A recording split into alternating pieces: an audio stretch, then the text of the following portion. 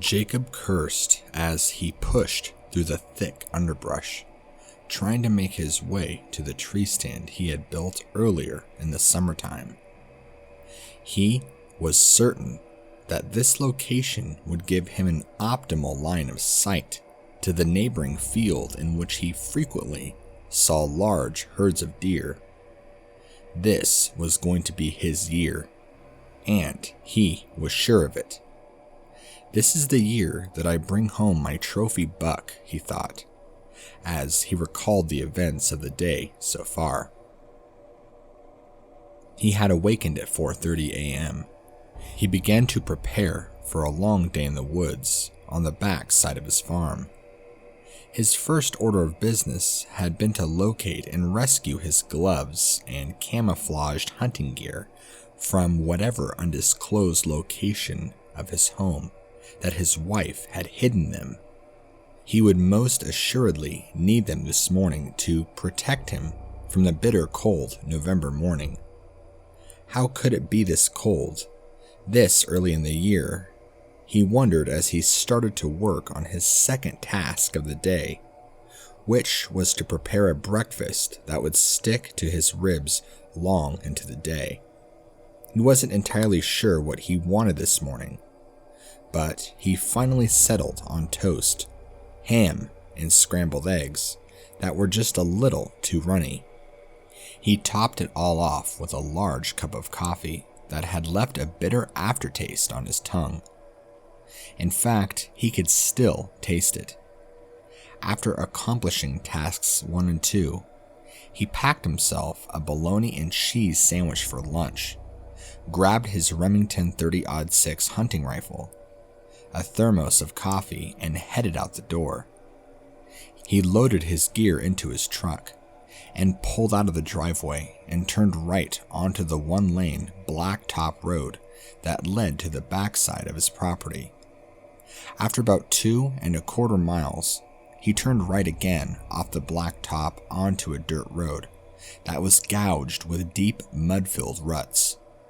He had traveled about half a mile down that pitiful rut-filled excuse for a road when he came to his desired location. He got out of his truck and loaded his gun and sauntered off into the wilderness. Jacob had gone a little more than 500 yards into the densely wooded tree line when he began to wish that he had put on an extra layer of clothing just to shield him against the chilly morning air. 10 minutes out of the truck and he was already cold, and it was made worse by the cloudy, overcast day and the wind that was blowing steadily through the trees, making the autumn leaves rattle like dry bones. Oh well, he thought, it's going to be a good day anyway, especially if I bring home a big one. Jacob took about 10 more steps when an uneasy feeling began to creep over him. He felt as though someone had stepped over his grave. He got the distinct feeling that he was being watched, but by whom? This was his property, and it was posted. No one had permission to be on his land. He had to be alone, but if he was alone, why couldn't he shake this eerie feeling that was scratching at the base of his skull? Something was off today. There was a deafening silence there in the forest. No birds or insects, only the sound in the wind and trees. Convincing himself that it was nothing more than a case of nerves, he continued to press on until he came to a clearing not far from his tree stand. Stepping into the clearing, Jacob saw the remains of what appeared to be a large deer. He wasn't quite able to make out what he was seeing from the distance because the sun wasn't completely up yet, and the forest was still enveloped in shadows. Jacob walked closer to get a better look, and found that he had been correct. It was a deer, a large 8-point buck in fact. Looking at the remains, he felt a sense of dread come over him, and icy fingers danced along his spine. Something about this kill just didn't seem right. The throat was completely torn out, and the stomach was ripped open. Plus, several of the internal organs were, well, missing. It was the most grisly thing he had ever seen. This definitely wasn't a coyote kill, and no hunter would have done this. They would have taken the head to have it mounted.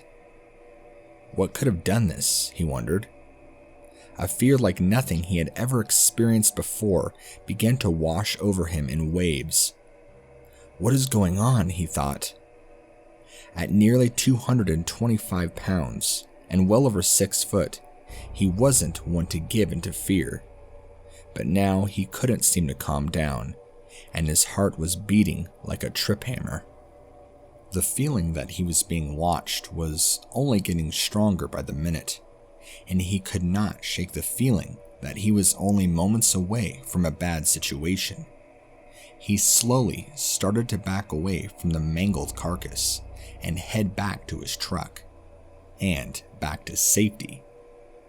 No more than 6 steps into his journey, his blood turned to ice in his veins, as a deep, guttural, wailing scream shattered the eerie silence and what was left of his courage. He had grown up on the farm all his life, and had been an experienced hunter since childhood. He was familiar with every animal in this part of the state. Not even a cougar, bobcat, or bear could have produced the scream that Tom had heard through the early morning forest, and filled him with such a bone-chilling apprehension. Primal fear now gave way to stark terror as he chambered around into his 30-06 and turned around only to find there was nothing behind him. His mind raced with confusion, and he was confronted with a million thoughts at once. What should I do? What could it be? Should I run? Am I going to die? His survival sense kicking into overdrive, Jacob decided to continue on his previously contrived plan, which was to go to the truck and get out of there while the getting was good. Slowly and cautiously, he made his way toward the perceived salvation of his vehicle, silently praying every step of the way. With 300 yards separating him from his only avenue of escape, Jacob began to hear heavy footfalls to his left. He could hear the crunching of withered leaves, sticks, and debris that littered the forest floor, summoning every ounce of courage that remained within him. He forced himself to look in that direction, and that is when he saw the dark silhouette that followed him through the density of the tangled forest. Quickening his pace, he redoubled his efforts to reach the truck and to get a phone call out to the sheriff, the game warden, or anyone that would listen. He couldn't tell what it was that was stalking him, but he could clearly see that it towered more than 7 feet and was incredibly massive. Jacob couldn't help but think he was about to become a national statistic, a person who left home under normal circumstances and just disappeared without a trace. How many people, he wondered, go into the woods and just vanish, and the authorities just assume that they have become lost or injured, or have been the victims of an animal attack with their bodies never recovered. Please, God, don't let that happen to me, he thought, as he drew closer and closer to his truck. 75 yards became 50, and 50 became 30. 30 became 10. Like a miracle, he was back and opening his door. Throwing his rifle inside, he pulled himself up into the cab and started the engine and hit the gas. But the truck went nowhere. He had parked in a large mud puddle, and now the tires simply just spun, slinging mud 30 feet behind him. Oh no, not now, he thought. I can't be stuck, not now. Allowing himself a moment to think, Jacob quickly remembered this truck is a four-wheel drive. There is no way he could be stuck. Reaching down, he locked his truck in four-wheel drive and was prepared to punch the gas and leave this nightmare behind.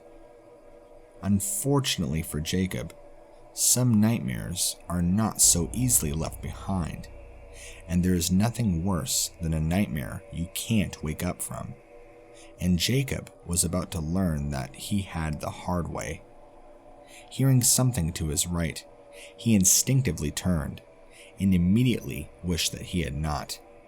It took him maybe a half a second to turn his head, but he would have given anything in the world to have that half second back, because it was the last moment that his world would ever see normal again. In that split second, his world changed. It was no longer a place where the world was light and safe, where he was just a husband and a father and a guy that liked to hunt and watch football on the weekends. That reality had evaporated away like early morning fog, and all that was left was a world where monsters existed, and the things that really went bump in the night were right in his face. And now, an ambassador from that nightmare realm was standing just outside of his passenger door, a visible reminder that his world had been shaken and turned upside down. Jacob screamed as he stared transfixed on this escape from a horror movie. In his most terrifying, fevered dream, he couldn't have imagined that such a thing could exist. It was hideously ugly, easily standing 8 feet tall with a thick, muscular body. It looked very apish in appearance, but then again it didn't. There was just something about the face that was wrong, almost like an obscene amalgamation of a man and animal that had gone horribly awry. It was the most terrifying thing he had ever seen. It was completely covered with thick, shaggy black hair that was matted in areas with God only knows what. And it walked. It walked on 2 legs, not 4 like you'd expect from animals. What was this thing that had shattered his perception of reality? Was it a demon? Or a werewolf? It can't be, he thought. Those things don't exist. Maybe it was some kind of reject from the island of Dr. Morrow. Whatever it was staring at him, and it did not look happy. The menacing juggernaut threw its enormous head back and let out a blood-curdling scream that resonated throughout the surrounding area and seemed to vibrate him to his very core. Shocked back into action, Jacob threw his truck into gear and took off as though he were being chased by the very hounds of hell. Jacob, mind racing, wondering what he was going to do. How will I ever feel safe on this farm again, he thought. Are my wife and children in danger? Where did this thing come from? And will anyone believe me? The whirlwind of thoughts that swirled through Jacob's mind came to an immediate stop as he slammed on his brakes and nearly slid off the road. In a state of disbelief, Jacob sat staring at the large hackberry tree that laid across the dirt road and blocked his path, preventing him from reaching the blacktop and guaranteed safety. How is this even possible, he thought. I just came down this road not even 30 minutes ago, and this pathway was clear. However, this tree came to be across the road.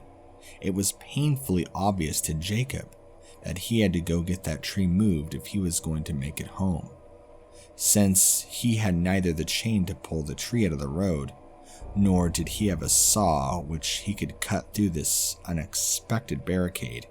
He was left with only few viable options. One was walking, which he discounted almost immediately.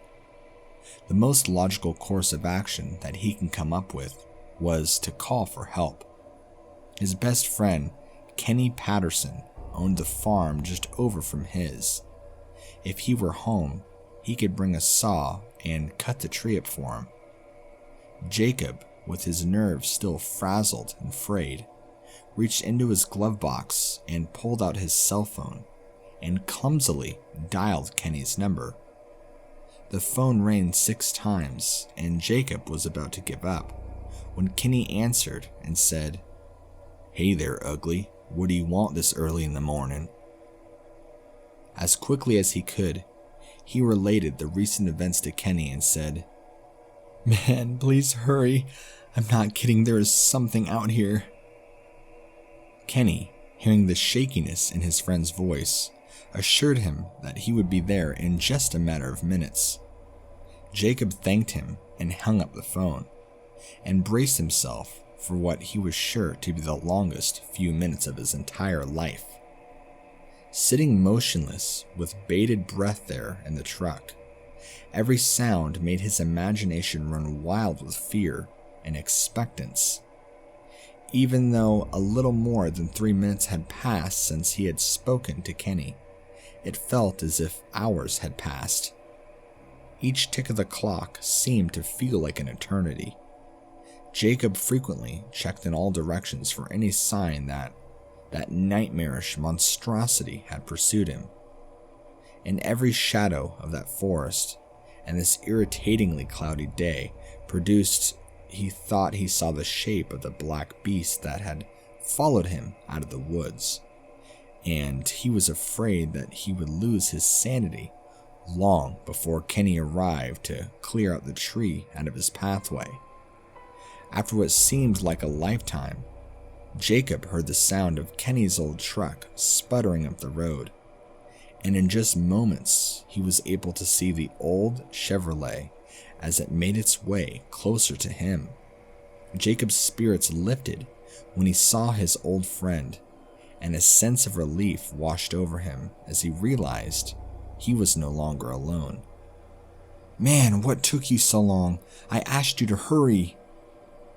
Kenny, with an indignant look on his face, said, "What are you talking about? You only called me 11 minutes ago.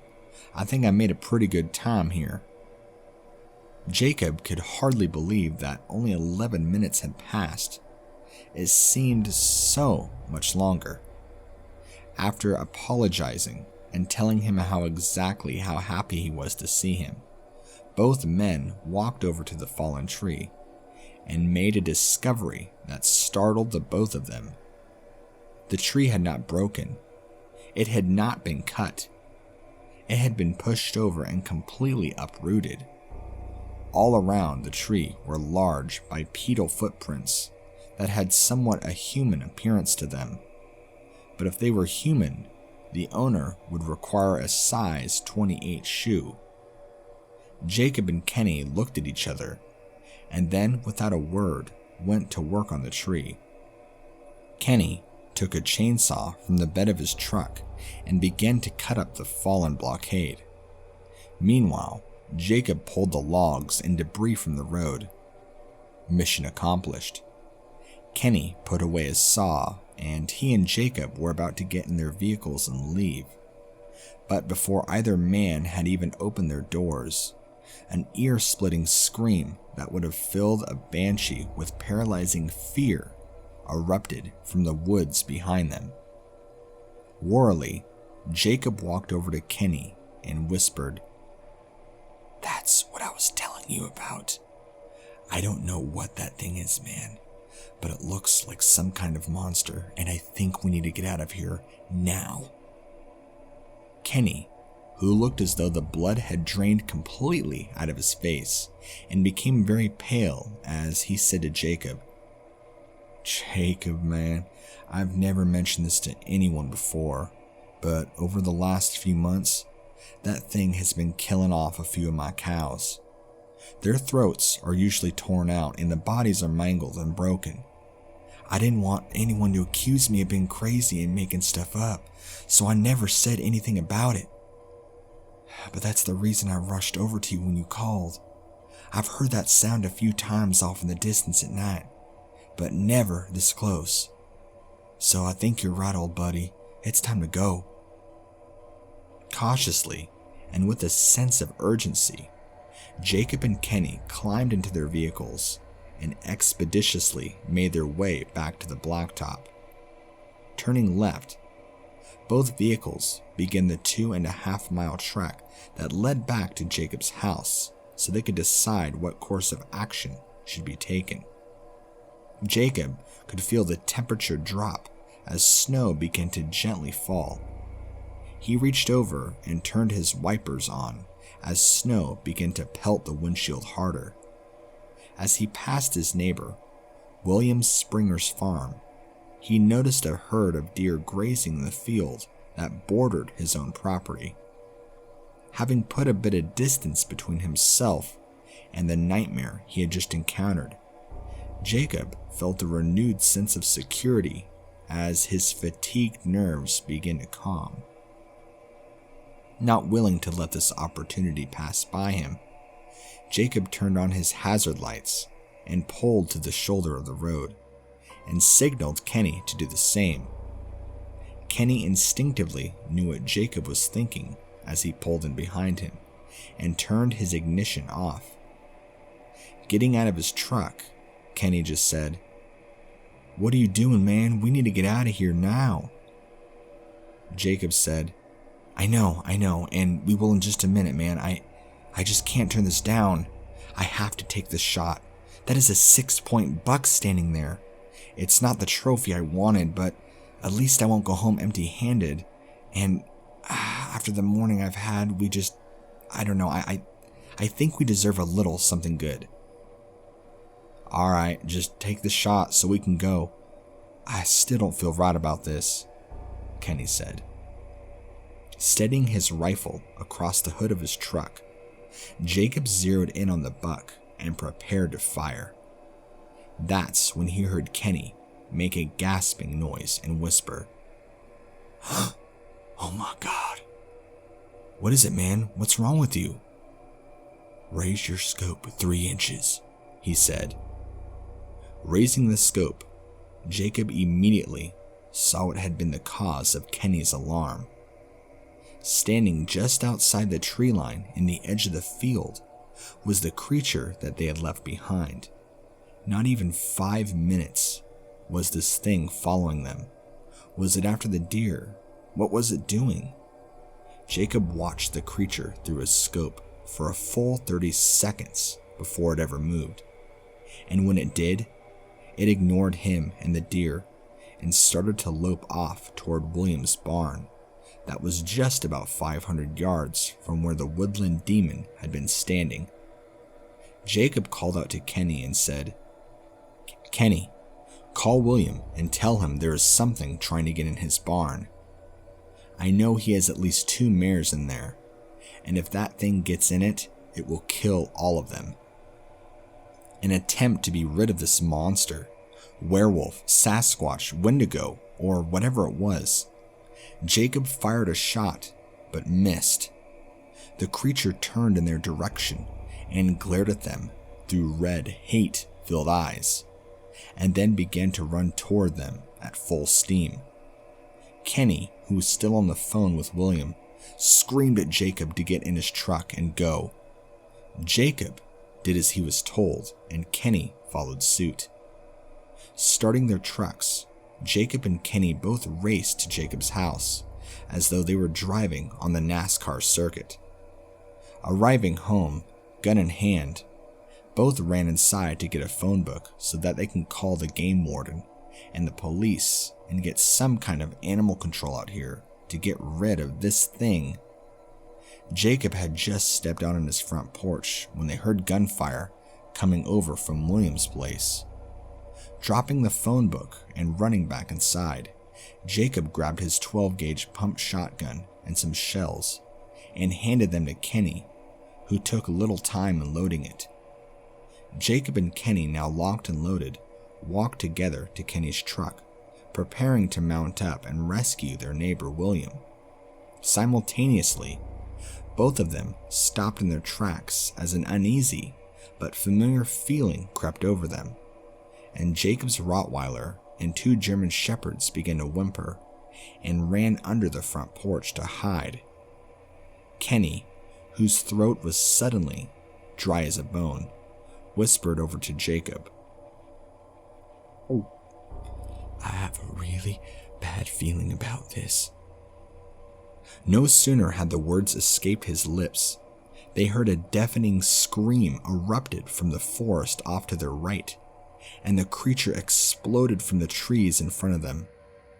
Until now, neither man had been able to fully appreciate the colossal size and scope of the beast. But standing less than 30 feet away, they were almost overcome by the sheer magnitude of it. Jacob had seen it up close earlier from his truck while sitting down, and had guessed the height of maybe 8 feet. But now, standing there, looking up, he could tell that his fellow was 8.5 or maybe 9 feet tall, and would easily tip the scale at roughly 1,000 pounds. It had inhumanly long arms that bulged with thick, ropey muscle. They were easily seen beneath its long, shaggy black hair, which covered it from head to toe. The chest was rather large, larger than a 55-gallon drum, and there was little doubt that it could have pulled the arms off an ape, and now it glared at them with malevolent intent. Jacob and Kenny both opened fire without hesitation. The creature screamed with rage as the bullets tore into its massive body, knocking it to the ground, but not killing it or seriously injuring it. Jacob and Kenny watched speechless as it crawled into the tree line, struggling to its feet and limped away. Jacob ran back to the porch and grabbed the phone book and called the local game warden.